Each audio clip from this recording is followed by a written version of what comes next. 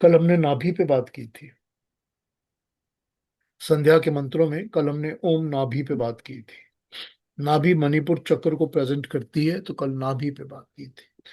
नाभि के बाद जब हम अंग स्पर्श और इंद्रिय स्पर्श की बात कर रहे हैं, हम अपने ध्यान को, अपने मेडिटेट को, जो हम प्रे कर रहे हैं, परमात्मा से पूजा कर रहे हैं, प्रार्थना कर रहे हैं, तो हम अपने अलग अलग अंगों की तरफ ध्यान को लेके जाते हैं और ईश्वर से उन अंगों के स्वास्थ्य की प्रार्थना करते हैं। ठीक। वाक वाक से शुरू किया था हमने अपनी बातों, वाक से, वायु मतलब वाणी से शुरू किया हमने। वाक वाक प्राणा प्राणा चक्षु चक्षु श्रोत्रम श्रोत्रम नाभि। कल हमने नाभि पे बात की थी। अगला नाभि के बाद आ जाता है ओम हृदयम। तो नाभि के बाद हृदयम, ओम हृदयम। हृदयम के बारे में क्या कहते हैं ये पढ़ के सुनाता हूं और इसके बारे में बात करता हूं। अब हृदय जो है वो कहा जाता है कि centre of the chest, chest का सेंटर हृदय कहा जाता है, कि ये जगह हृदय है एकदम बीच में। ठीक, उसको हृदय कहा जाता है। हृदय ब्रेन को भी कहा जाता है। ब्रेन को भी हृदय कहते हैं और हार्ट को भी हृदय कहते हैं। हृ और दय, उसका मतलब है जो लेता और देता है। हृ मतलब लेना, खींचना। दय मतलब देना। ठीक। तो जो खींचता है और देता है, तो जो खून लेता है और देता है वो हृदय है। उसी तरह से जो ब्रेन है वो भी खून लेता और देता है और ऑक्सीजन लेता और देता है। तो ब्रेन के अंदर को भी हृदय कहते हैं और हार्ट को भी हृदय कहते हैं। अब हृदय के अंदर क्या होता है? योग दर्शन का थर्ड अध्याय का 34th मंत्र है, 34वां सूक्त योग दर्शन का, 334। वो कहता है हृदय में संयम करने से चित्त का ज्ञान होता है। हृदय के अंदर हमारा चित्त रहता है। चित्त जो है ना, जिसकी हम बात किया करते हैं, वो चित्त हृदय के अंदर रहता है। तो हृदय में संयम करने से चित्त का ज्ञान होता है। चित्त हृदय के कमल के अंदर रहता है। अनाहत चक्र, इस जगह को अनाहत चक्र कहते हैं। जो हृदय चक्र होता है उसका नाम होता है अनाहत चक्र। अनाहत चक्र का ये हृदय स्थान है। इस पे ध्यान करने से आत्मा ज्योति का, आत्म की ज्योति का दर्शन होता है। व्यान के व्याप्त चलन का ज्ञान होता है। नाड़ी संचार का भी पता चल जाता है। तो कितनी बातें पता चलती हैं अगर हम हृदय पर ध्यान करते हैं? तो एक तो चित्त, सबसे पहले अपने चित्त का नॉलेज। दूसरी बात ये पता चलती है इसमें कि आत्म ज्योति, मेरे अंदर की ज्योति कैसी है, मेरी अपनी लाइट कैसी है, मैं कितना डार्क हूँ, कितना अंधेरे में हूँ, कितना कॉन्शियस हूँ, कितना अच्छा बुरा क्या हूँ, आत्म ज्योति का ज्ञान होता है। उसके बाद व्यान की व्याप्ति, सारे शरीर में जो मेरे प्राण घूम रहे हैं, जो व्यान है सारे बॉडी में चलता है, उसकी कितनी, किस तरह से, कहाँ कहाँ जा रहा है, कैसे नहीं जा रहा, वो पता चलता है। क्योंकि क्योंकि ब्लड पंप करके तो हृदय से ही सारी बॉडी में जाएगा ना। तो उस व्यान की व्याप्ति का ज्ञान हो जाता है। और उसके बाद नाड़ी संचार का भी पता लग जाता है। सारी नाड़ियों का, सारी वेन्स का जो उनका कंट्रोल होता है, वो कैसे चलती हैं, कैसे उनका आगे पीछे क्या होता है, ये सारा कुछ पता चल जाता है सिर्फ हृदय के ऊपर कंसंट्रेट या मेडिटेट करने से या ध्यान लगाने से, अनाहत चक्र के ऊपर। ठीक। तो पहली बात, हमने जब परमात्मा से प्रार्थना करी कि परमात्मा हमको, हमारे अंगों को, इंद्रियों को शुद्ध करिए, बलवान करिए, तो परमात्मा से जब हमने प्रार्थना करके ओम हृदयम कहा, बस इतना ही कहा, तो उस कहने के पीछे ही हमारा जो ध्यान है वो चले जाना चाहिए कि हम जब ओम हृदयम कह रहे हैं तो हम परमात्मा से हृदय के अनाहत चक्र के अंदर ही कह रहे हैं। व्यान की व्याप्ति, मेरे आत्म ज्योति की प्रकाश, उसका ज्योति, मेरे अंदर की नाड़ियां, मेरे अंदर का सारा सिस्टम, मैं सब कुछ प्रार्थना कर रहा हूं परमात्मा से जब मैं ओम हृदयम की प्रार्थना करता हूं तो। ठीक। इतनी छोटी सी बात में इतना कुछ आ जाता है। मैं आपको थोड़ी सी इसके बारे में ही वो मैंने आपको बताया योग दर्शन का 334 जो है, मैं वो 334 आपको जरा उसी का थोड़ा सा पढ़ के बताता हूँ कि 3 का 34 क्या कहता है। ठीक, ये मैं आपको बता रहा हूँ, वो मैंने जो केतु जी को बताई थी किताब, उसमें से योग दर्शनम की किताब है ये स्वामी सत्यपति की लिखी हुई किताब है, सत्यपति पारिव्राजक की।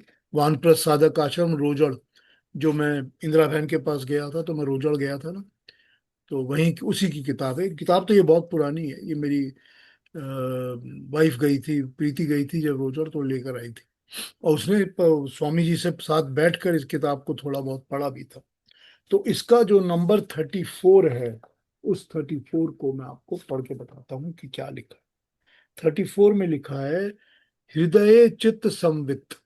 बस इतना सा सेंटेंस है, हृदय चित्त संवित। हृदय में संयम करने से चित्त का ज्ञान होता है, अपने चित्त का ज्ञान होता है। हमारा जो मेमोरी बैंक है ना, जो हमारा चित्त होता है ना, जिसमें हमारी सारी चीजें छुपी और बैठी होती है, वो ब्रेन में नहीं होता, वो हृदय में होता है। हृदय के अंदर चित्त का ज्ञान होता है, इसीलिए मन जो है वो चित्त के आसपास होता है। ठीक, हृदय में संयम करने से हृदयस्थ वृत्ति विशिष्ट चित्त का ज्ञान होता है।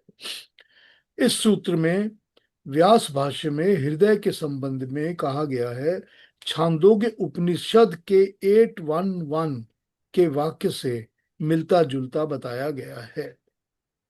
यहाँ कहा है कि हृदय, शरीर के हृदय देश में चित्त रहता है, उसमें संयम करने से चित्त का ज्ञान हो जाता है। उससे योगी को चित्त जड़ है ये तो पता चल जाता है कि जो चित्त होता है वो जड़ है, और अपने चित्त में कैसी कैसी वृत्तियां, कैसे संस्कार बैठे हैं, ये सब पता चलता है। प्रसुप्त तनु विच्छिन्न उदार क्लेश, कब किस प्रकार के संस्कार रहते हैं, क्षिप्त मूढ़ विक्षिप्त एकाग्र निरुद्ध, पांच अवस्थाएं कैसे उत्पन्न होती हैं, चित्त को विक्षिप्त आदि अवस्थाओं से हटाकर एकाग्र अवस्था में ले जाते समय क्या कठिनाई होती है, ये सारे विषयों का ज्ञान हो जाता है सिर्फ चित्त के ज्ञान करने से। ठीक, उपनिषद के वाक्य में कहा गया है कि हृदय के स्वरूप एवं स्थान का भी स्पष्टीकरण हो गया है। वहां भी यही बताया गया है कि कंठ के नीचे और दोनों स्तनों के बीच में और उदर के ऊपर जो हृदय देश है, जिसको ब्रह्मपुर अर्थात परमेश्वर का नगर कहते हैं, उसके बीच में जो गर्त है, गड्ढा है, उसमें कमल के आकार का वेशम अर्थात अवकाश रूप एक स्थान है। उसके बीच में जो सर्वशक्तिमान परमात्मा बाहर भीतर एक रस होके भर रहा है, वो आनंद स्वरूप परमेश्वर उसी प्रकाशित स्थान के बीच में खोज करने से मिलता है। दूसरे उसके मिलने का कोई भी उत्तम स्थान नहीं है। तो छांदोग्य बताता है हमको 811 के, ये जो हृदय है, हृदय के अंदर एक छोटी सी गैप होती है, जगह होती है, अवकाश।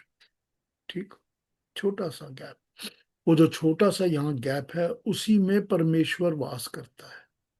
वही परमेश्वर के रहने की जगह है, वहीं परमात्मा रहता है, ईश्वर रहता है हर प्राणी के अंदर, वहीं पर परमेश्वर रहता है। और परमेश्वर वहां क्योंकि रहता है, तो वहां पर ध्यान लगाने से ही परमेश्वर का ज्ञान, परमेश्वर के दर्शन होते हैं। और कोई भी जगह दुनिया में परमेश्वर के दर्शन करने के लिए नहीं है। तो अब आप जहां मर्जी चले जाइए, जिस मर्जी पहाड़ पर, जिस मर्जी मंदिर पर, जिस मर्जी नदी पे चले जाइए, परमेश्वर का जो ज्ञान है और परमेश्वर के जो दर्शन हैं, वो अनाहत चक्र के कमल के अंदर ही होते हैं। तो ये हृदयम है जिसको हम ओम हृदयम से याद करते हैं। बस मैंने आपको सिर्फ रेफरेंस में योग दर्शन का और थोड़ा सा छांदोग्य का बताया है। छांदोग्य उपनिषद जो है वो, उसका 1 1 जो है, अष्टम प्रपाठक का पहला खंड, शरीर में ब्रह्मपुर है, इसमें एक देहर है, छोटा सा कमल है, उसी के अंदर हृदय रूपी मंदिर है। इस छोटे से हृदय रूपी मंदिर को हृदय आकाश कहते हैं। उस आकाश के भीतर जो छिपा हुआ है, उसी को खोजना और उसी को जानना है, ये छांदोग्य कहता है। तो यही बात बताई गई है हमको, जब हम ओम हृदयम करके याद करते हैं परमात्मा को, तो हम इन बातों को टच करते हैं। पहली बात, अपने लिए, कि हम अपने से परमात्मा से शक्ति मांगते हैं, हृदय की अपने आत्मा की ज्योति मांगते हैं, अपने नाड़ियों की शक्ति मांगते हैं, व्यान की, कि हमारा शरीर स्वस्थ रहे, हृदय स्वस्थ रहे। हृदय स्वस्थ रहेगा, हेल्दी रहेगा, तभी तो काम करेगा ना। और फिर हम उसके बाद परमात्मा से कहते हैं कि ये परमात्मा, मुझे शक्ति दे कि मैं तेरे दर्शन अपने हृदय में कर सकूं। आप मुझे हेल्प करिए। मुझे अगर आपके घर जाना है तो आप मुझे कम से कम अपना एड्रेस तो बताओगे ना, नहीं तो मैं आपके पास पहुंचूंगा कैसे? हाँ। तो अपना एड्रेस, वही तो एड्रेस पूछ रहे हैं ना, परमात्मा का एड्रेस ही तो पूछ रहे हैं कि कहाँ रहते हो भाई, बताओ मुझे तुमसे मिलना है। तो वो परमात्मा वहीं रहता है जहां तुम मुझसे मिलने जाओगे। और मिलने के पहले अगर आप कहोगे मेरे घर के अंदर आना है, तो जूते बाहर उतार के आइए। तो मुझे तो आपके घर के आने के नियम मानने पड़ेंगे ना, जब मैं आऊंगा आपके घर मिलने के लिए। और आप कहोगे कि मेरे ड्राइंग रूम में ही बैठना है, नहीं हमको किचन में बैठना है, नहीं हमको यहाँ, तो मैं वहीं बैठूंगा जहाँ आप कहेंगे ना। मुझे मानना पड़ेगा ना। तो उस हृदय के अंदर ही परमात्मा है, उसके दर्शन वहीं होंगे, उसी की बात मानो, उसी के हिसाब से चलो, और उससे मदद मांगो कि हे परमात्मा मुझे मदद करो, हे ईश्वर, कि मैं तुम्हारे दर्शन अपने हृदय में कर सकूं। ओम हृदयम, बस एक वर्ड बोलते हैं परमात्मा से, उसमें ये सारे के सारे भाव आ जाते हैं। तो जब संध्या का मंत्र बोलें तो इन सब भावों पर मेडिटेट करें। ठीक, चलिए, छोटा सा हो गया हृदय की बात, तो सर एक आगे बात बढ़ेंगे। कहें। हाँ हाँ, पूछिए। सर हम जब मृत्यु होने के बाद जब दाह संस्कार हो जाता है, उसके बाद अगले दिन जब जाते हैं फूल चुगने, हाँ। तो उसमें वो एक सेंटर में ही उठाते हैं और दिखाते हैं कि ये आत्माराम है। हम्म। ऐसे बोल के वो दिखाया जाता है, धोकर साफ करके, वो समाधिस्थ की तरह पिक्चर होती है, वैसे जैसे हाथ जोड़ के कोई बैठा हुआ है, इस तरह का वो पीस होता है बोन का।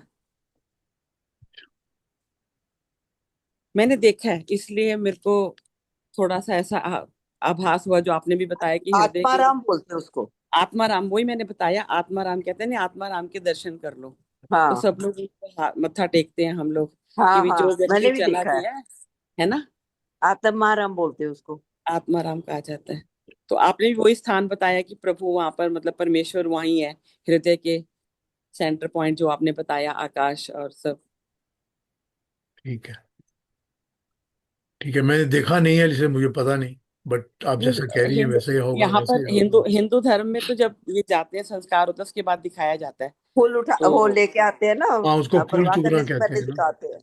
सबसे छोटा सा पहले वहां जाके वो राख को ठंडी करके ना, वहीं पर हाथ लगाते हैं, जैसे आपने बताया, हाँ। सेंटर में वहां से उठाते हैं, वहीं से और उसको उठाते हैं। सबसे पहले वॉश करके उसको दिखाते हैं, सब मत्था टेकते हैं, उसके बाद फिर बाकी छानबीन होती है, सब उठाते हैं फिर ठीक, सामान। ठीक है, ठीक है, चलिए, अच्छा हुआ। हाँ अरे, और कोई जी। कुछ कहेंगे आज हृदय के बारे में, जो बात हुई है उसके बारे में, तो बोल लीजिए, फिर नहीं तो आगे बढ़ जाएंगे। किसी ने और कुछ कहना, पूछना हो तो हाँ, महेश जी क्या कहेंगे? नमस्ते प्रभु जी। एक क्वेश्चन था। आपने जो हृदय पे संयम की बात बताई, तो मन का तो आई कैन समवॉट अंडरस्टैंड, पर चित्त को अनफोल्ड करने के लिए तो वो किस, what is the process for that, हृदय पे संयम करने के? आप जब जब आप किसी भी तरह की मेडिटेशन में जब आप बैठते हैं, ठीक है, अगर आपने ये सोचा है कि मैं, सामने मेरे एक परमात्मा की फोटो है, मूर्ति है, प्रतिमा है, उस पर मैं मेडिटेट करूंगा या संयम करूंगा, या आपने सोचा कि एक मोमबत्ती जलाई है उस पर मेडिटेट करूंगा, या आपने ये सोचा कि मेरे पीछे जो साउंड चल रहा है ओम का या मंत्रों का, मैं उस पर मेडिटेट करूंगा, या मैं कुछ और नहीं तो अपने नाक की टिप के ऊपर मेडिटेट करूंगा, ठीक, या मैं अपनी सांसों पे मेडिटेट करूंगा, मेरे ब्रेथ के ऊपर मेडिटेट करूंगा। तो जब आप मेडिटेट करने के लिए कुछ भी ढूंढते और करते हैं, तो उस समय आप अपने चक्रों पे मेडिटेट कर सकते हैं। 8 चक्र कहे गए हैं हमारी बॉडी के अंदर। तो उन 8 चक्रों के अंदर मतलब जो हृदय चक्र है जिसको हम अनाहत चक्र कहते हैं, आप उसके ऊपर भी मेडिटेट कर सकते हो। तो उसके ऊपर मेडिटेट करते समय ये एक फोटो छवि अपने दिमाग में आ जाती है कि जो अनाहत चक्र है वो एक कमल की तरह है। ठीक। और उस कमल के अंदर ही आत्म तत्व, मेरी आत्मा और परमात्मा दोनों बैठे हैं। तो जब आप उसके ऊपर मेडिटेट करते हो तो फिर वो उसी तरह से आपका ध्यान जो है वो पूरा का पूरा अपने उस चक्र पे आप लगा सकते हो। ठीक है। वैसे एक चीज और होती है, ये बताऊं आपको, कि आप कोई भी तरह से किसी भी एक तरह से जब आप मेडिटेशन के उसमें पहुंचते हो कि मैं मेडिटेट कर सकता हूँ, और मैं आजकल कर रहा हूँ, और मैं कभी 2 मिनट, कभी 6 मिनट, कभी 25 मिनट, कभी 40 मिनट मेडिटेट कर लेता हूँ, और मैं बिल्कुल शांत होके आउट हो जाता हूँ, मुझे पता नहीं होता। जब आप ऐसी स्टेज पे पहुंच जाते हो तो उस समय आप जब मेडिटेशन में बैठने लगते हो तो आप ये पहले सोचकर अपने मन को, अपने डिटर्मिनेशन को बता सकते हो कि आज मैं मेडिटेशन में अपने हृदय के ऊपर ध्यान करना चाहता हूँ। तो आपकी मेडिटेशन, आपका ध्यान अनाहत चक्र पर होगा, और आपको अपने चित्त का और अपने अनाहत का ज्ञान होना शुरू हो जाए। वैसे जो लोग समाधि और ध्यान लगाते हैं, फाइनली जो लोग ध्यान और समाधि लगाते हैं कि हमने बाकी सब कुछ कर लिया और बाकी सब मेडिटेशन पे सब कुछ हो गया हमारा, और हम फाइनली इतनी ज्यादा समाधिस्थ हो गए हैं कि हम पूरी समाधि लगा सकते हैं। जो समाधि और ध्यान लगाते हैं उनका ध्यान अल्टीमेटली जब लगना शुरू होता है कि भाई 2 3 4 5 घंटे वो समाधि में बैठे रहते हैं, तो उनकी समाधि का ध्यान भी तो अपने अंदर बैठे हुए परमात्मा पर ही होता है ना। तो जब वो अपने अंदर बैठे परमात्मा पर होता है तो वो वही अनाहत चक्र पर ही ध्यान आ जाता है। वो अपने आप ही वहीं आ जाएगा, वहीं आके बैठेगा, वहीं जम जाएगा, वहीं से परमात्मा के दर्शन होने शुरू होंगे। ठीक है। Does it help? हाँ, बहुत बढ़िया। काफी अच्छा एक्सप्लेन किया। Thank you Piyush ji. Thank you Mahesh ji, thank you, thank you. हाँ जी। अब केतु जी कुछ कहेंगे? हाँ जी, सबसे पहले प्रणाम आपको। कल आपने बताया था कि प्राण मुख में बैठा होता है और परमात्मा के साथ जुड़ने के लिए प्राण ही एक मात्र है। और मैं थोड़ा सा कंफ्यूज हो गया, और आज ये बात हो रही है कि अनाहत से परमात्मा से जुड़ना चाहिए। तो इस पर अगर आप स्पष्टीकरण कर सकें तो अच्छा रहेगा। नहीं, तो आप जब अनाहत में ध्यान लगाओगे तो प्राण के बिना थोड़ी लगाओगे आप। प्राण तो चलते रहेंगे ना आपके। प्राणों का सहारा तो आप ले ही रहे हो ना।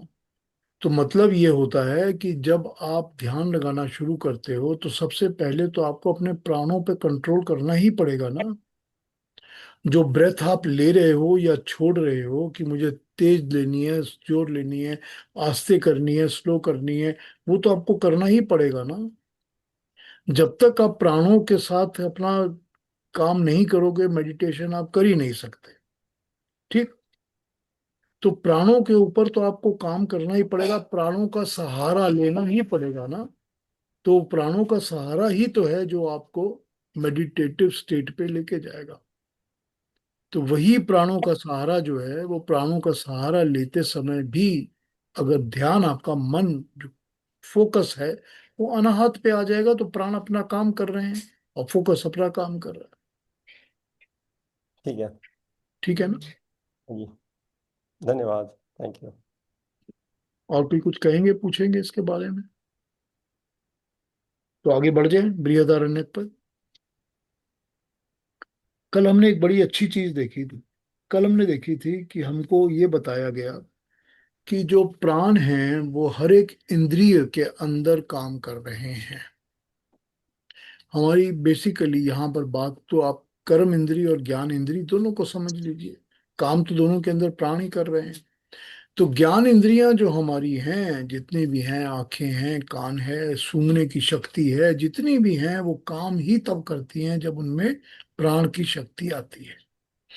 प्राण की शक्ति हमको देखने की ताकत देती है, या सूंघने की या सुनने की ताकत देती है, वही प्राण की शक्ति है।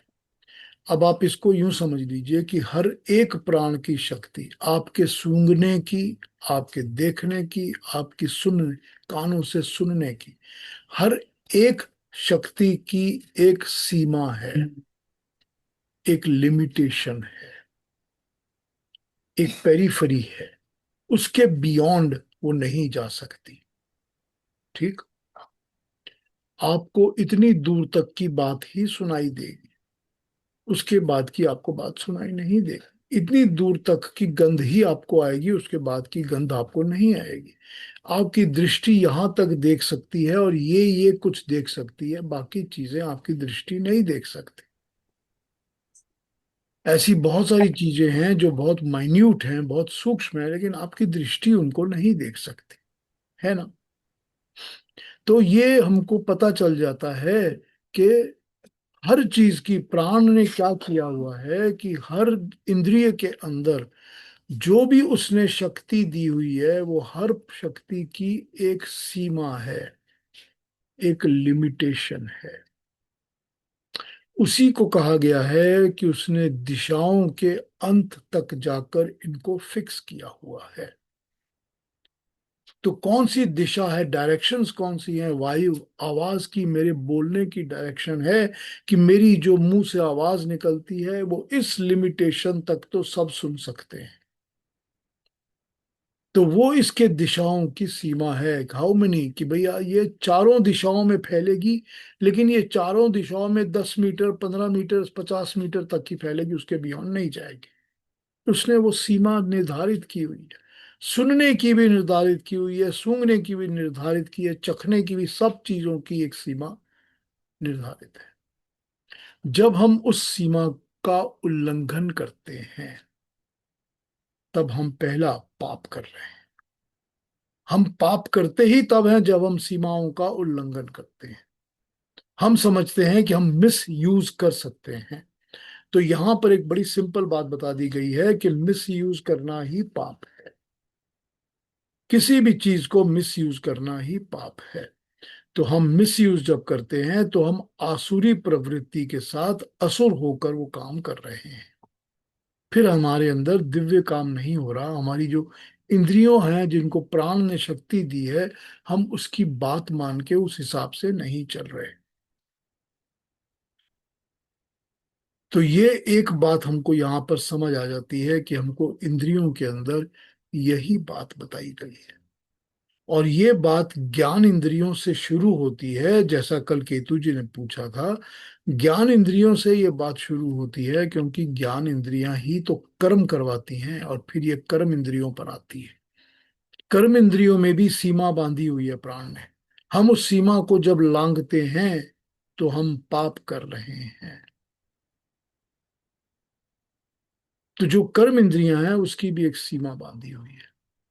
तो ये सीमाएं जो हैं, जो प्राण की शक्ति ने बांधी हैं, ये परमात्मा के रितों के अनुसार हैं, जो ईश्वर ने, क्योंकि परमात्मा ने ही तो प्राण दिए हुए हैं ना। तो अगर परमात्मा ने प्राण दिए हैं तो परमात्मा के जो नियम हैं, जो लॉज हैं, मेकर के जो लॉज हैं, वही लॉज हमारी प्राण शक्ति के साथ इम्प्लाई करते हैं, हमारे ऊपर इम्पोज होते हैं।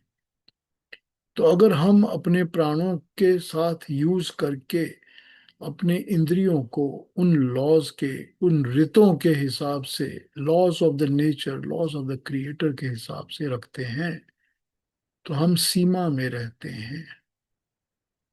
हम जैसे ही सीमा को क्रॉस करते हैं, हम पाप की तरफ चले जाते हैं। और जब हम पाप की तरफ चले जाते हैं, तो उस पाप से हमको मृत्यु प्राप्त होती है। अब पाप से मृत्यु कैसे प्राप्त होती है? पाप से जो हमारे पाप के कर्म होते हैं, वो पाप के कर्मों के कर्म फल ये होते हैं कि हमको बार बार जन्म मरण के चक्कर में फंसे रहना पड़ता है। तो जब हम बार बार जन्म मरण के चक्कर में फंसे रहेंगे तो हमको बार बार मृत्यु प्राप्त होगी। हम हर बार पैदा होंगे और हर बार मरेंगे। कभी हमको किसी के अंडे में बैठ के जन्म लेना पड़ेगा, कभी किसी के पेट में, कभी किसी और तरह से हमको जन्म लेते रहना पड़ेगा, और हम मरते भी रहेंगे। तो वो जो पाप के कर्म हैं वो हमको मृत्यु की तरफ ही लेके जा रहे हैं। तो ये जो सीमाएं हैं, जब हम सीमाओं का उल्लंघन करते हैं, सीमाओं को हम जब क्रॉस करते हैं, तो सीमा के उस पार मृत्यु है। और जो सीमा के इस पार रहता है, अब सीमा क्रॉस नहीं करता, वो सीमा ना क्रॉस करने से शुभ कर्म यज्ञ कर्म ही करता है, क्योंकि यही परमात्मा ने अपने ऋतों में हमको समझाया है। और जब वो शुभ और अच्छे कर्म ही करेगा तो वो कर्मों से और कर्म फल से तर जाएगा, वो पार हो जाएगा, उसको जन्म मरण का चक्कर नहीं लगेगा। ठीक। ये बात हमको हमको भगवान कृष्ण इसको कर्म के हिसाब से समझाते हैं। यहाँ पर ये बात हमको प्राण और प्राणों के द्वारा जो इंद्रियां हैं उसके द्वारा हमको ये बात समझाई गई है। और फिर ये भी बता दिया गया है इसके अंदर कि जो लोग उन सीमाओं को लांघते हैं, उन लोगों का साथ, उन लोगों का संग भी पाप है। अब ये भी तो भगवान कृष्ण ने हमको बताया था ना, 5th या 6th चैप्टर में ये बताया है ना भगवान कृष्ण ने। क्या बताया है? उन्होंने बताया है कि अकर्म तो कोई होता ही नहीं है। या तो तुम कर्म करते समय सुकर्म के साथ हो, या तुम कुकर्म के साथ। मिडिल ऑफ द रोड तो होती ही नहीं है। अगर तुम चुप बैठे हो, कुछ नहीं कर रहे हो, तो भी तुम आइदर इसका साथ दे रहे हो या उसका साथ दे रहे हो। तो जब तुम किसी का भी साथ दे रहे हो तो प्राण यही तो कर रहे हैं ना। वो तो यही कह रहे हैं कि जैसे ही तुम सुकर्म करना की जगह अकर्म सोचते हो कि ना मैं इधर हूं ना मैं उधर हूं, मैं न्यूट्रल हूं जी, वो न्यूट्रल भी तो कोई ना कोई कुकर्म का साथ ही दे रहा है ना। तो जब न्यूट्रल कुकर्म का साथ दे रहा है तो फिर तुम्हारे अंदर भी वही सारे पाप के आ जाएंगे असर। यही ये बता रहे हैं यहाँ पर कि पापी का साथी साथ मत दो, उसके साथ मत जाओ। क्यों साथ जाओगे तो पाप का दोष, पाप का संस्कार तुम्हारे ऊपर भी पड़ेगा। वही है ना, काजल की कोठरी में कैसो भी सयानो जाए, एक लीक काजल की लागे है पर लागे है। जितने मर्जी आप सयाने हो जाओगे, अब जब आप काजल की कोठरी में जाओगे तो थोड़ा बहुत तो लग ही जाएगा काजल। तो काजल की कोठरी में जाते क्यों हो भाई? तो सियानापन तो ये नहीं है कि मैं इतना स्मार्ट हूं कि मैं बच के निकल आऊंगा। स्मार्टनेस और सियानापन ये है कि मैं वहां जाऊंगा ही नहीं। यही बता रहे हैं यहाँ पर कि अपनी इंद्रियों के ऊपर तो कंट्रोल करना ही तुमने है, क्योंकि प्राणों ने तुमको वो इंद्रियां दी ही ऐसे हैं कि तुम उनके ऊपर कंट्रोल करो, और उनको सीमा को क्रॉस मत करने दो, उल्लंघन उल्लंघन मत करने दो। और फिर जो करते हैं उनका भी साथ मत दो, उनकी कंपनी भी मत दो, उनका सत्संग भी मत करो, उनका संग भी मत करो। ये हमको कल समझाया, जो हमने कल के जो दोनों देखे हैं श्लोक 11 और 11, हमको उन्होंने कंडिकाओं में यही बात बताई है। ठीक। प्राण देवता इंद्रियों के पाप रूप मृत्यु को दूर हटाकर इन्हें मृत्यु से के पार लंघा ले गया। तो प्राण ही वो देवता है जिसकी हम सब बातें मानते हैं, प्राणायाम करते हैं, प्राणों के हिसाब से चलते हैं, तो मृत्यु को लांघ जाता है, जन्म मरण के बंधन को लांघ जाता है। लांघ जाना क्या कहते हैं? हम पंजाबी में कहते हैं ना लंगाओ। हम पंजाबी में कहते हैं, किसी ने आपके घर आने दरवाजे पे खड़ा तो हम कहते हैं लंगाओ जी, मतलब क्रॉस करके आ जाओ। हम पंजाबी में यही कहते हैं, वही होता है लांघना। लांघना मतलब क्रॉस करके आ जाना। तो जन्म मृत्यु का जो बंधन है उसको लांघ जाना ही होता है। जो प्राण जो है वो दिव्य शक्ति के द्वारा यही काम करता है। कल हमने यही देखा था इन दोनों 10 और 11 की कंडिका में। तो आज हम अगली पे आ जाते हैं, नंबर 12 पे। तो नंबर 12, फिर नंबर 13, चलिए 12 की बात करते हैं, फिर 13 पे आ जाते हैं। तो अलका जी हमको नंबर 12 पढ़ के सुना दीजिए। जी। ब्राह्मण 3 कंडिका 12 स वै वाचमेव प्रथमा अत्यवहत्स यदा मृत्युम अत्यमुच्यत सो अग्नि अववत्सु अयम अग्नि परेण मृत्युम अतिक्रांतो दीप्यते। Thank you very much, thank you. अब ये प्रोसेस बता रहे हैं, अब ये प्रोसेस बता रहे हैं कि जब प्राण ने अपनी दिव्य शक्ति से आपकी इंद्रियों को लांघना सिखाया, बचना सिखाया, और ये बताया कि आप प्योर प्योर कर्म करके प्यूरिफाई कैसे होंगी। क्योंकि इसके पहले हमने देखा कि वो इंद्रियों के सहारे ही तो हमने कोशिश की थी। पहले वाणी से कोशिश की थी, फिर श्रोत्र से कोशिश की थी, मगर उन सब के अंदर पाप आ गया था। क्योंकि उन सब के अंदर सेल्फिश इंटरेस्ट आ गया था, स्वार्थ आ गया था, तो उन सब में पाप आ गया। तो उन सब की प्यूरिफिकेशन का प्रोसेस अब बता रहे हैं नंबर 12 के अंदर से शुरू करके। तो 12 की कंडिका हमको बताती है कि उसने, मतलब प्राण ने, सबसे पहले पहल वाणी को मृत्यु के पार लगाया। क्योंकि वाणी ही पहली थी जिसको हमने कोशिश की थी, और वाणी जो थी ओम की ध्वनि करने के लिए, परमात्मा को याद करने के लिए। लेकिन वाणी को असुरों ने बीध लिया और वो झूठ बोलने लगी। यहीं से शुरू हुई ना बात, यहीं से शुरू। तो वाणी को पहले पार लगाया।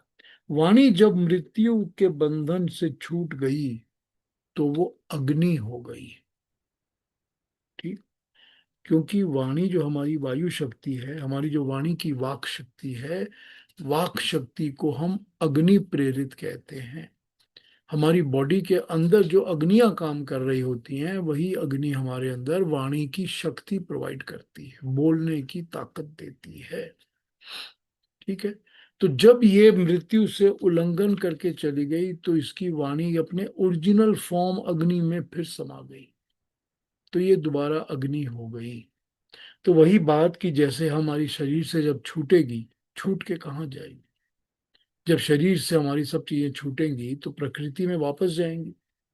तो जो वाक शक्ति है, वाणी जो है, जब छूटती है शरीर से तो वो वाणी अग्नि में जाके समा जाती है, तो वो अग्नि हो जाती है। और जब वो अग्नि बन जाती है तो क्योंकि वो अग्नि का स्वरूप परमात्मा द्वारा ही दी गई सारी अग्नियां हैं, तो उसको फिर मृत्यु का भय नहीं रहता। क्योंकि अब उसको फिजिकल बॉडी तो उसके पास है नहीं, उसको डरने की जरूरत नहीं है। तो जब वाणी छूटेगी या वाणी अपने शरीर में रहते हुए भी पापों से मुक्त हो जाएगी, पाप से फ्री हो जाएगी, तो वो अग्नि हो जाएगी।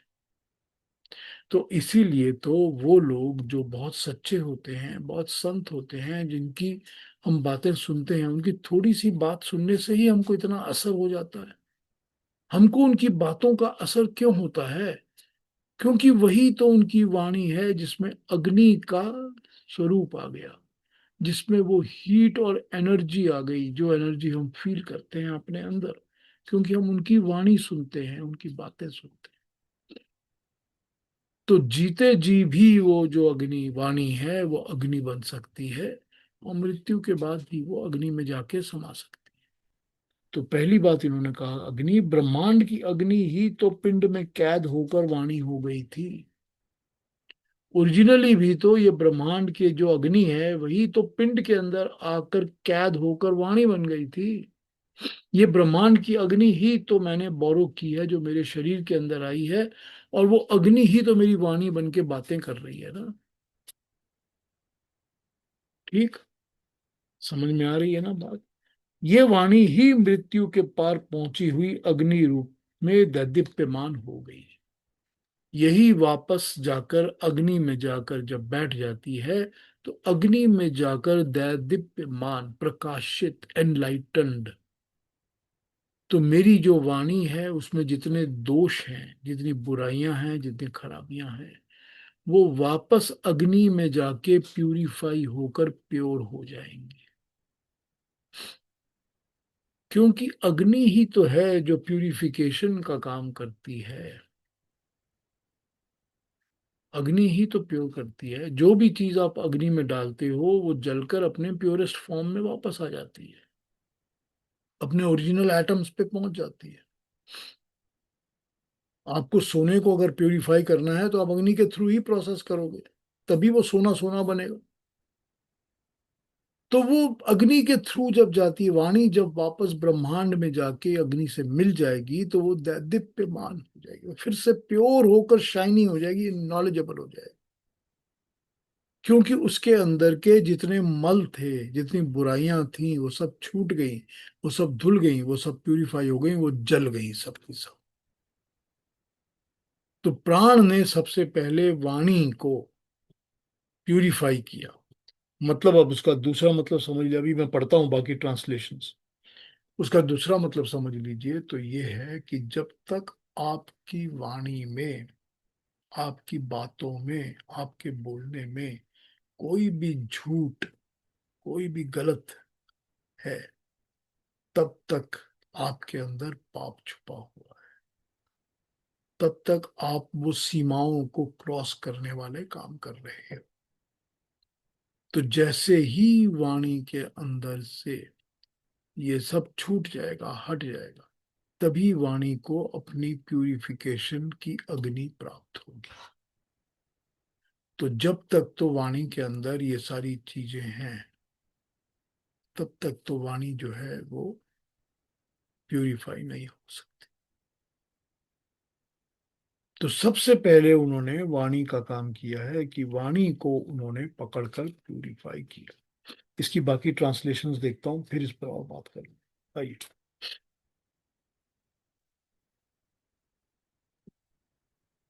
क्या नंबर है ये? नंबर 12 है ना। ही कैरिड स्पीच, दैट इज वाचा, across first. When this speech became free from the fear of death, ठीक है, free from the fear of death, it became Agni or fire, which was the original form of the speech.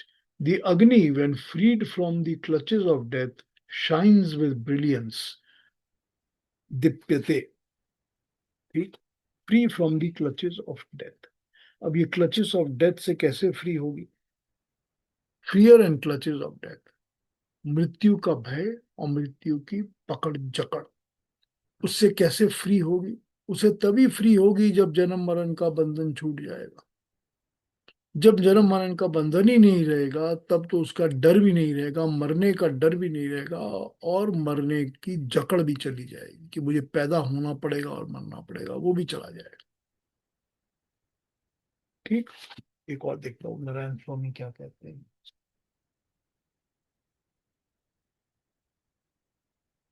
Virat शरीर से संबंधित वाणी जो पाप से अलिप्त होती है, जगत में अग्नि होकर प्राणियों में वाग इंद्रियों को उत्पन्न किया करती है। ये इंद्रियां शरीर के संसर्ग से पापी बनकर मृत्युग्रस्त होकर बंधन में आ जाती हैं।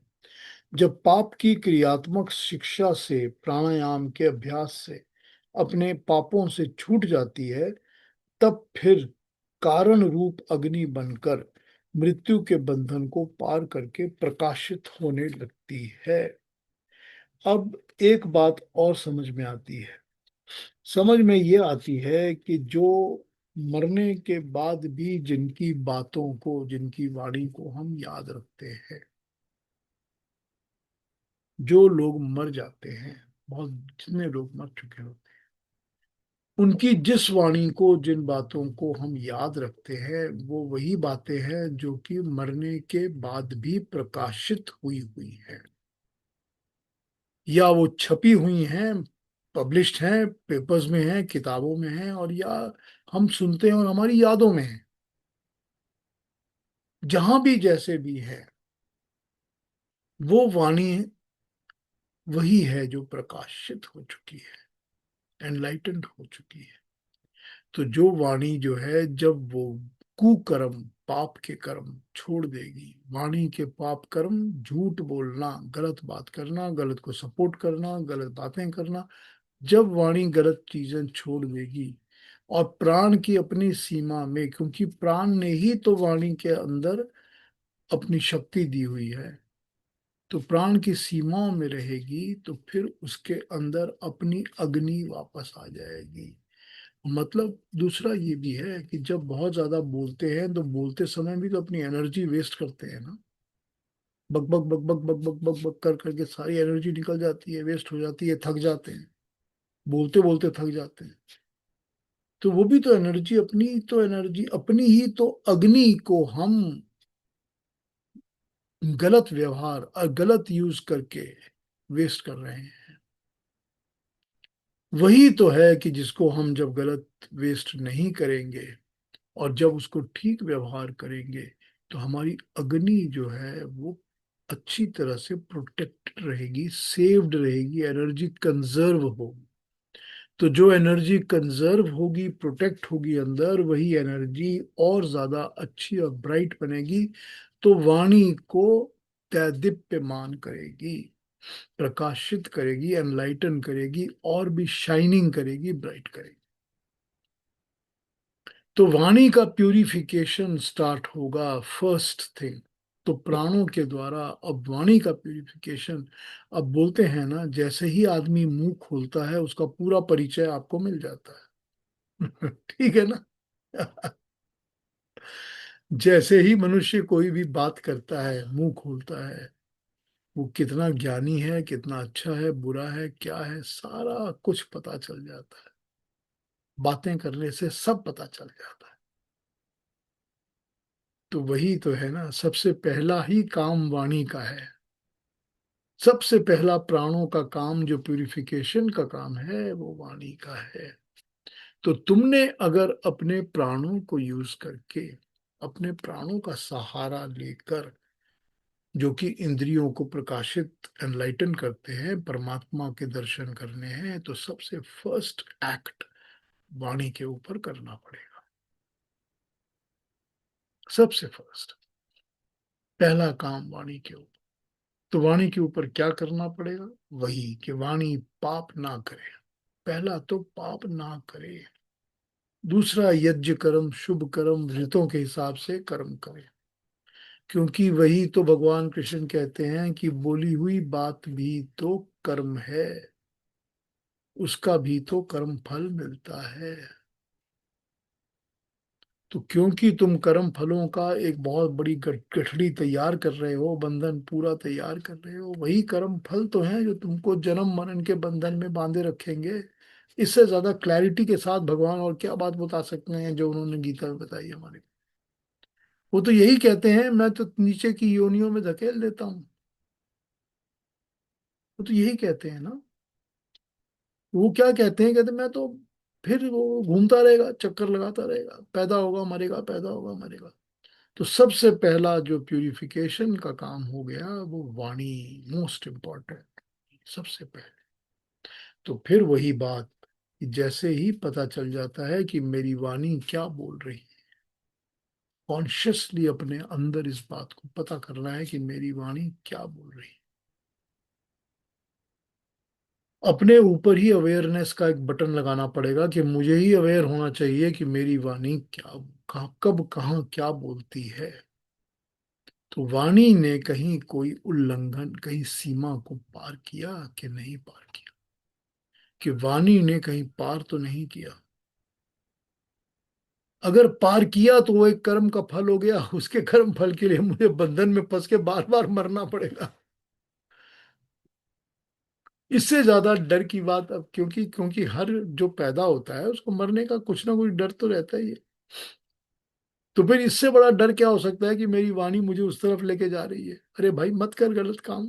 इसी से समझ जा, इसी से संभल जा भाई, मत कर, मत बोल गलत बात। तो फिर यहाँ पर सबसे पहले प्यूरिफिकेशन जो प्राणों ने किया, वो वाणी का काम, वाणी की बात समझाई आपको। ये जो वाणी है ना, यही हमारे को सबसे पहले कॉन्शियसली समझ में आती है।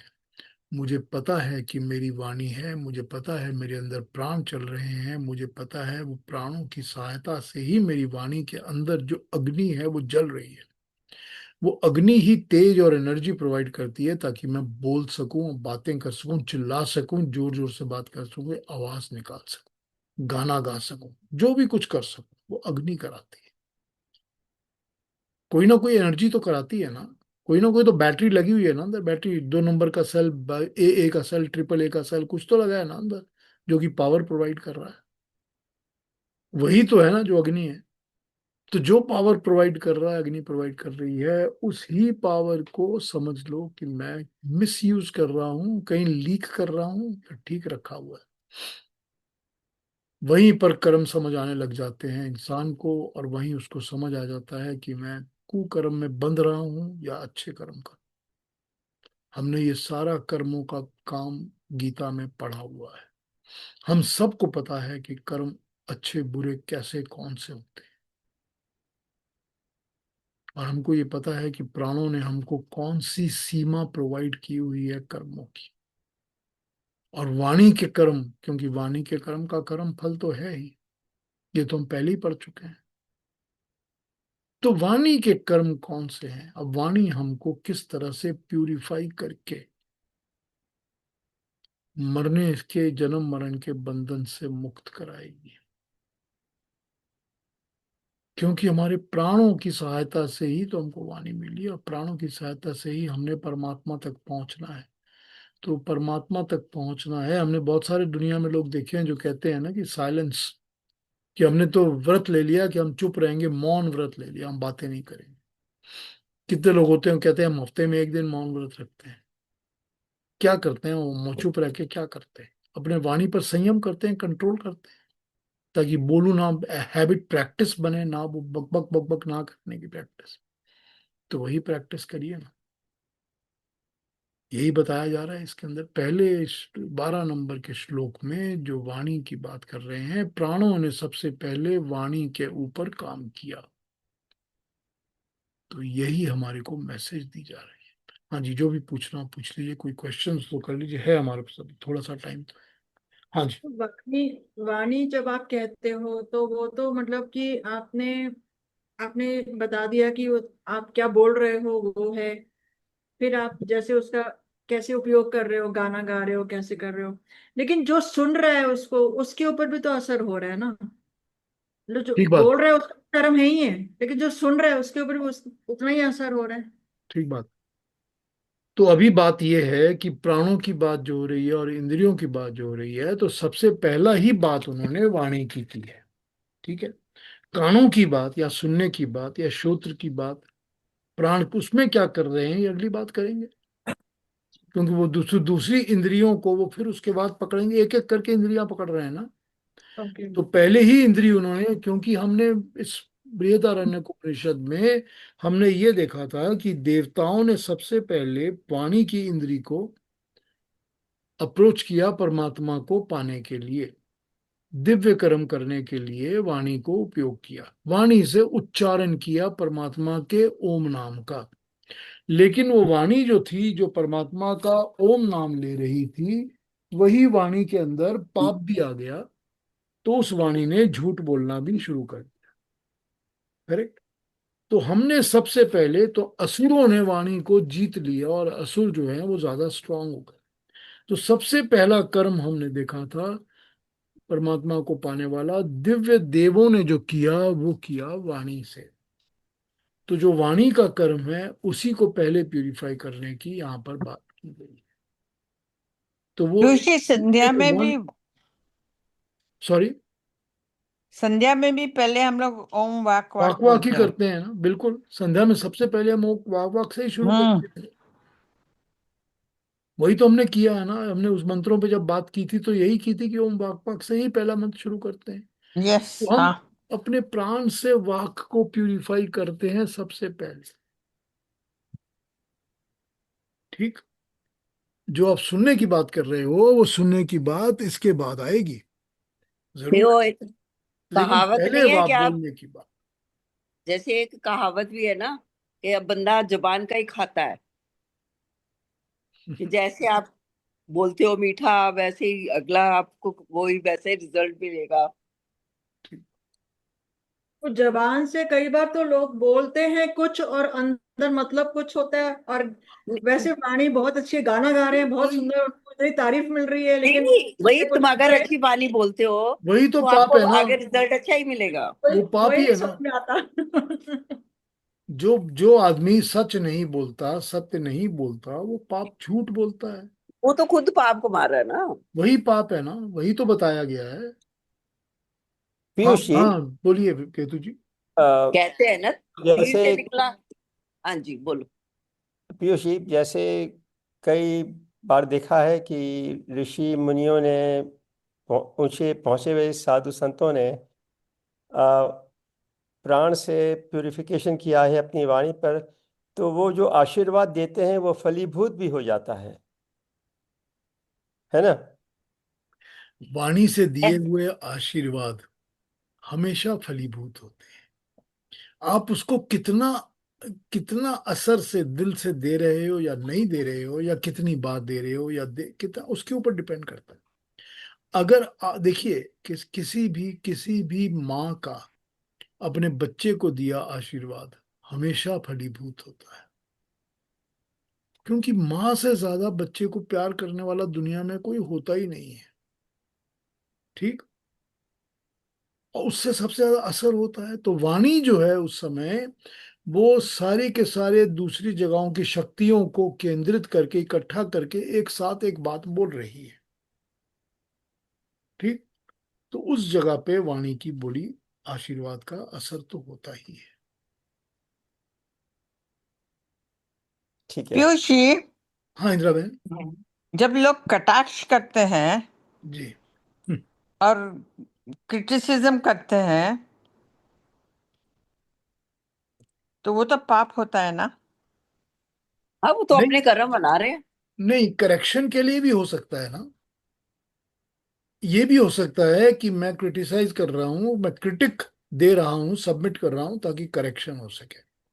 ये भी हो सकता है ना। आप करेक्शन के लिए भी तो कर सकते हैं ना। जब आप करेक्शन के लिए कर रहे हैं और उसमें आपका कोई स्वार्थ नहीं है, छुपा हुआ मतलब नहीं है, कोई आपका बायस नहीं है, तब हम्म। वो पाप नहीं है। लेकिन जब आप कटाक्ष कर रहे हो क्योंकि आपकी ईगो को चोट लगी हुई है कि मैं सामने वाली की ईगो को हर्ट करूं, तो आप पाप ही कर रहे हो।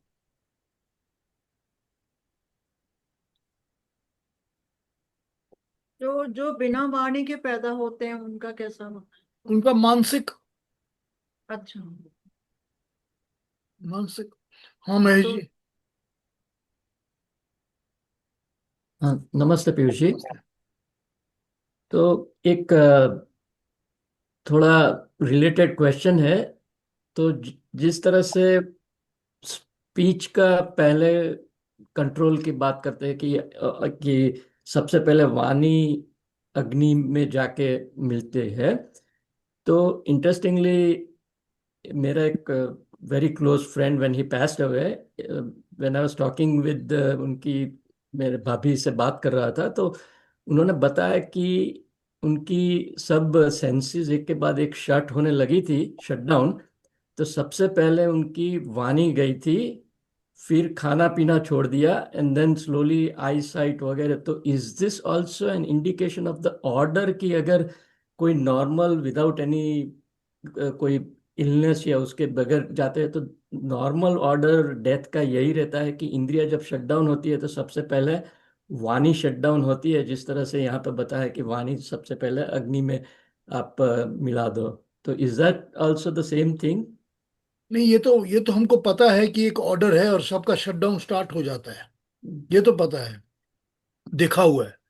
लेकिन हर सबके साथ यही ऑर्डर फॉलो होगा, we I can't say that, we can't say that. और क्यों ये ऑर्डर सबके साथ फॉलो नहीं होगा, ये जस्टिफिकेशन करना ही बड़ा मुश्किल है। अब everything everything has to have a scientific reason behind it, whether we know it और वी डोंट नो इट। लेकिन ये तो पक्की बात है कि वाणी जो है वो जाके वापस अपनी अग्नि में मिल जाती है और आदमी का बोलना बंद हो जाता है। ये तो है। एयर क्रैश में तो मालूम ही नहीं पड़ता कि कौन कौन सा अंग पहले चला जाता है, वो तो क्षण भर में ही समाप्त हो जाता है। तो देयर इज नो ऑर्डर उसमें। हाँ, वाणी चली जाए अग्नि में, that is different, but there is no order air crash में या बड़ी सी एक्सीडेंट में। नहीं Ketu ji, the order might be very very swift, very quick. We don't know that. Order could be just in 1 second. Everything happens within 1 second. हाँ You never know that. मैंने experience नहीं किया, मैं कभी एयर क्रैश के through नहीं मरा हूं, लेकिन फिर भी ये you never know this. It could be very very swift, very fast. We don't know this. तो ये तो जरूरी है कि it has to be swift and fast. तो हो सकता है कि कुछ वैसा ही कुछ होता हो.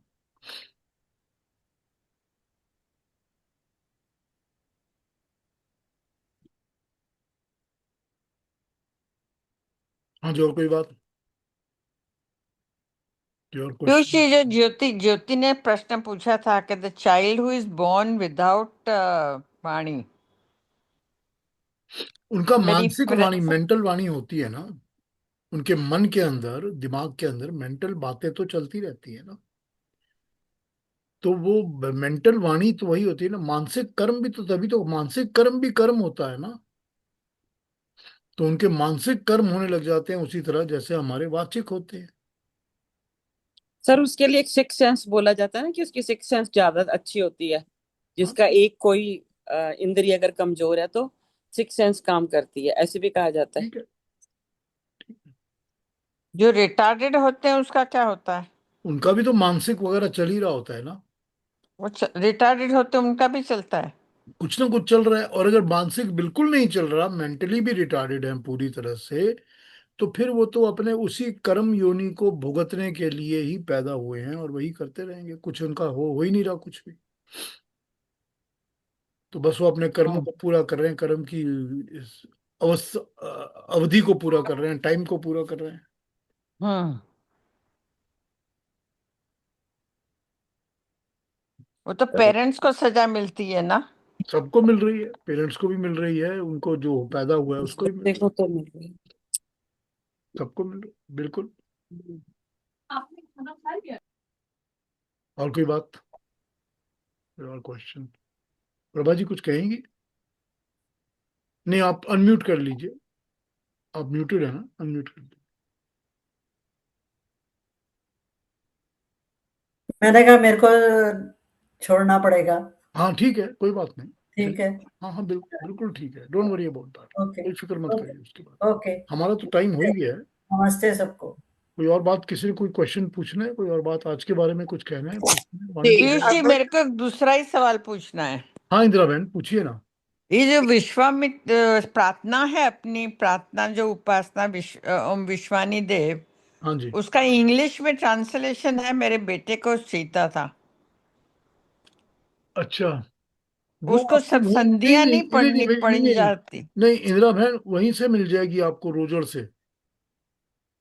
रोजर में इंग्लिश ट्रांसलेशन अवेलेबल हैं. तो अ, मैं आपको उनकी वेबसाइट या नंबर वगैरह कुछ दे दूंगा, तो आप कांटेक्ट करके मंगा लीजिए. हाँ ठीक है, क्योंकि हमने आज हवन किया तो बोलता है मेरे को सीखना है, मुझे को याद नहीं, करना है. मंगा लीजिए, वो दे देंगे आपको, उनके पास अवेलेबल है. वो तो उनकी एक गाड़ी उनकी रोज अहमदाबाद आती है, लोगों को लेने के लिए, जाने के लिए, सामान लाने के लिए, जाने के लिए, वो आपके घर पहुंचा देंगे. ठीक है. कोई प्रॉब्लम नहीं है. पर उनके पास है, मैं आपको उनकी वेबसाइट वगैरह दे दूंगा, तो आप उसमें सर्च कर लीजिएगा, किताबों की ठीक है. अवेलेबिलिटी ठीक है. में मिल जाएगी आपको. उनके पास है, मैंने देखी हुई है. ज्ञानेश्वर जी की लिखी हुई, ज्ञानेश्वर आचार्य जी की लिखी हुई. वो तो अमेजोन में भी शायद मिल जाएगी. हाँ मिल जाएगी. अमेजोन में किसकी लिखी मिलेगी, कितनी ऑथेंटिक होगी, ये मुझे पता नहीं. पर आपने किसका नाम दिया, ज्ञानेश्वर? हाँ मुझे लगता है ज्ञानेश्वर जी की लिखी हुई है एक. और भी अच्छा, किसी वो की हो बोल. सकती है, पर इसे इनके पास मिल जाएगी आपको, इनके पास. मैं आपको इनका ये वो भेज दूंगा, वेबसाइट वगैरह भेज दूंगा, आप ले लीजिए. ठीक है, फोन नंबर भेज दूंगा, उस फोन पे भी आप बात कर लीजिए. जरूर से. ठीक है, आप फोन में उनको बोलिए मुझे भेज दीजिए अच्छा है, किताब, वो भेज देंगे. मेरे बेटे को सीखना है. हाँ हाँ, मैं उनको फोन करके बोलिए, वो भेज देंगे आपको। ठीक है, ठीक है ना? Thank you, thank you. हाँ कोई बात नहीं, नहीं, नो वरीज, नो वरीज, बिल्कुल नो वरीज। हाँ जी, और कोई बात, कोई और चीज जो बात आ रही है दिमाग जी में? जी पीयूष जी, मुझे ये सीता कहना जी। था, my my earphone was not working, so my audio was not working. I'm sorry about that. ये जो महेश जी ने कहा था ना, जो वाणी से शुरू होती है, जो लोग संन्यास लेते हैं वहीं से शुरुआत भी होती है ना उनकी, departure from the world. They start with speech. They stop speaking first thing. They gradually reduce their speaking and then totally stop. First they stop speaking and then probably go further down into listening and then walking, the rest of it, eating and so on. So जैसा शुरुआत है वैसा and भी होता है ना? I mean, do you have anything to say about this? नहीं, देखिए, स्पीच तो कंट्रोल करना बहुत जरूरी होता है ना। तो क्योंकि वो स्पीच को कंट्रोल करने की प्रैक्टिस करने के लिए ही शुरुआत होती है, साइलेंस करने से, ये ऑब्जर्व करने से, वहीं से वो स्टार्ट होती है। That is how they work on it. Now whether that is how everybody when dying has the same experience or not, we can't say that. Experience might be different for different people, but the control, this is what has been told here ना। हमको सबसे पहले वाक की बात ही बताई है, वाणी की बात, कि प्राणों से अपनी वाणी को ही सबसे पहले प्यूरिफाई करने का काम करना पड़ेगा। If it's not a natural process, Yes, it then has to be done. you make a conscious effort to acquire that. You Yes. have to do conscious effort. Absolutely, Yes. बिल्कुल ठीक Yes. कहा। Yes. Thank you. वही बताया गया है हमारे को, वही बताया गया, क्योंकि वही है जो कर्म का बंधन हमको बांधता है। कई लोग वाणी से सारा खराब कर देते हैं। हाँ, करते ही हैं, ज्यादातर लोग तो यही करते हैं ना, गलत ही करते हैं। ज्यादातर लोग जो होते हैं, देखिए ना, वही बात हुई ना कि असुर हमेशा ज्यादा होते हैं ना, आसुरी प्रवृत्ति भी ज्यादा होती है ना, तो वो लोग सब अपनी गलत चीजें ही ज्यादा कर रहे होते हैं। लोग भी जिनमें जिनमें एक अच्छे काम भी होते हैं, बुरे भी होते हैं, वो बुरे ही ज्यादा करते हैं, क्योंकि उनमें आसुरी प्रवृत्तियां ज्यादा होती हैं। यही दुनिया ऐसे ही चलती है। ठीक है फिर। Like on a final note, PhD, that हाँ, when we born, first we cry. That's what it is. when When we born, पहले हम born, रोते ही हैं ना। नहीं, रोते तो इसीलिए हैं क्योंकि वो रुलाया जाता है। आवाज उसी रोते से नहीं है, निकलती रुलाया जाता है। है, रुला जाता है। देखिए, उल्टा लटका के आपके पीठ पे ठप ठप मारा जाए तो रोना निकल जाता है। तो वही तो निकलता है ना पहले, वो रोने का तो ही निकलता है। वो रुलाया जाता है ताकि आपका सांस का सिस्टम ठीक चले, वो तो रुलाया जाता है ना। नहीं, just on a lighter note. ठीक है, चलिए Thank you. फिर अगले हफ्ते मिलते हैं, नेक्स्ट सैटरडे। अपना अपना ख्याल जी, रखिए, ध्यान रखिए, अपना अपने नमस्ते। को स्वस्थ रखिए। नमस्ते, सबको नमस्ते, Namaste. Namaste सबको to everyone. प्रणाम, सबको नमस्ते। सबको नमस्ते।